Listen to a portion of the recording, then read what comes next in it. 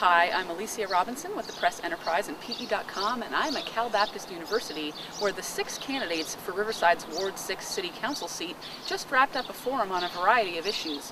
One of the questions they were asked was about whether the city should rethink its policy under which only one non-emergency ambulance company is allowed to operate. We need to open it up to competition for several reasons. One is, if there's no competition, there's no need for the ambulance service to make sure that they're actually doing their job on a regular basis and making sure that their response times are low. The other thing is the cost of the service. Without competition, there's no way that you can reduce the cost of the service. So I'm for, this country was founded on freedom of choice, and our economy is based on open competition. So I don't see why we can't do this for the city. I've never understood why we only have AMR. I would think that that would be breaking some kind of federal law just to have one server. I can't imagine that the city of Riverside wouldn't want another service for backup. It'd be the same thing as saying that, well, we're only going to have one hospital because we like that one the best and we trust it and they're reliable.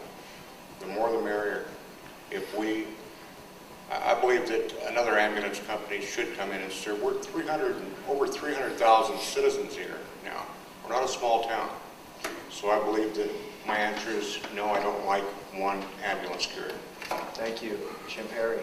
I don't think there's an issue with people trying to get the business from the city. I think regardless of what it is, that company or individuals, they deserve a fair, impartial, objective, and unbiased opportunity to present their case and why their company should be doing business with the city. Each should be evaluated on an individual basis, based on the totality of the circumstances, facts, circumstances, and there should be not only a review of the staff report that comes with that, but as also I think it's necessary for council people to do their own homework, to go out and ask questions, do some fact-finding of our own, and then give a fair up and down vote to each individual company that comes forward. Well, let me follow up. As you probably know, the fire chief of Riverside said to the Riverside City Council, as is comprised today, that there's no need to seek out another provider for non-emergency ambulance service. If you had been on the city council and you knew the fact that, for example, some of our sister cities in this county are paying 4 times less for non-emergency services in terms of ambulance.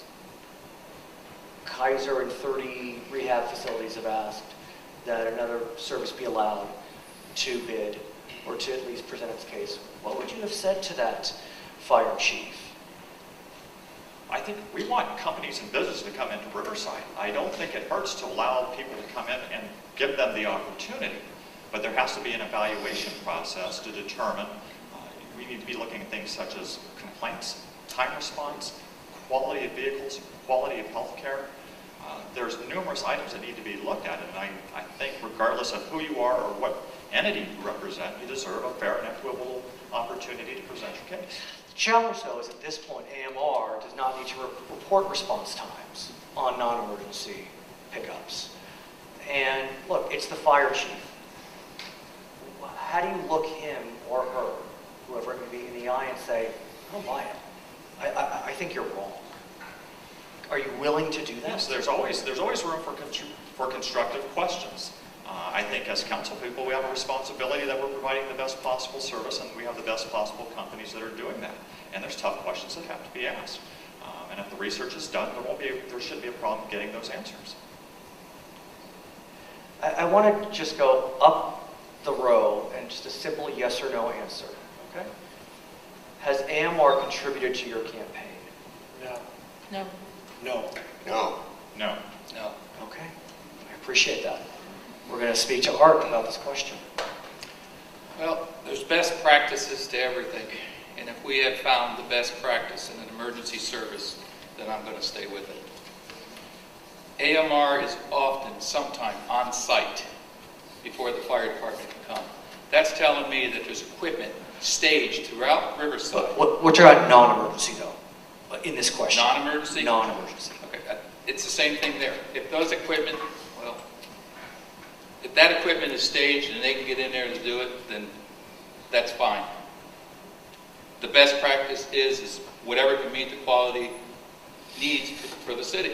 If they're doing a job and they're good at what they're doing, yeah, you can open it up. But if they can't meet those criteria that AMR is already meeting in all areas, yeah, to open it up. But I think what we're seeing right now from AMR is best practice. I don't see why we should go look. Thank you for your sincerity. Chuck? Well, I'm all for competition. I think it breeds a better quality of business. However, we need to watch the money. We just can't have another company come in and put them on the payroll and not get anything out of it if it's not really needed. I think if you know, what other services is there? What other services, non-emergency services, would AMR provide? You know, we're going to need, because eventually we're going to have something dramatic that's going to happen in this state. You know, whether it's a natural disaster, whether it's something, we're going to need emergency response members to take care of the situation. So, but I think we need to look at it. Okay, thank you, sir. Oh.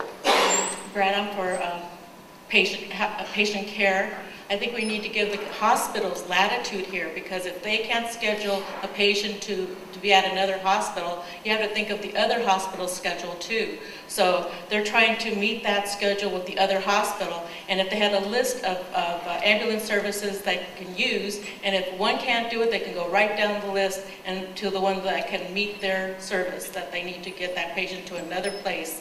So I'm for patient care. I'm for giving the hospitals that latitude to get that patient where it needs to, that person he or she needs to go.